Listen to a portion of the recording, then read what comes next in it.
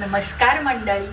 तर आपल्या समृद्ध मराठी भाषेमध्ये शब्दांची संपत्ती एवढी आहे ना, नुसता तोंड या अर्थी वापरल्या जाणाऱ्या म्हणी आणि वाक्प्रचार सांगते.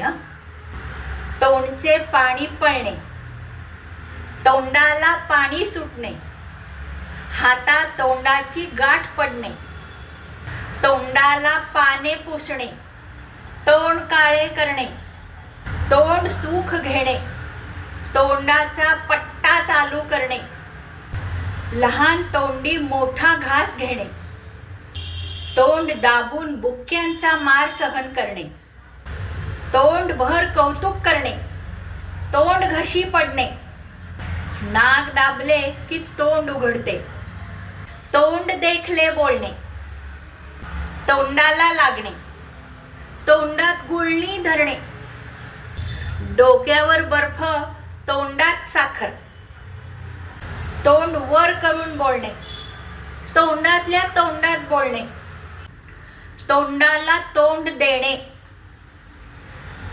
तोंडात मारणे, येईल त्या प्रसंगाला तोंड देणे, नुसतेच तोंडात बळ असणे, तोंडाला काळे फासणे. मंडळी, तुम्हाला तोंडवरून अजून काही म्हणी किंवा वाक्प्रचार आठवले तर मला नक्की कॉमेंट करा. आणि हो, लाईक, शेअर, सबस्क्राईब करा माझ्या चॅनलला.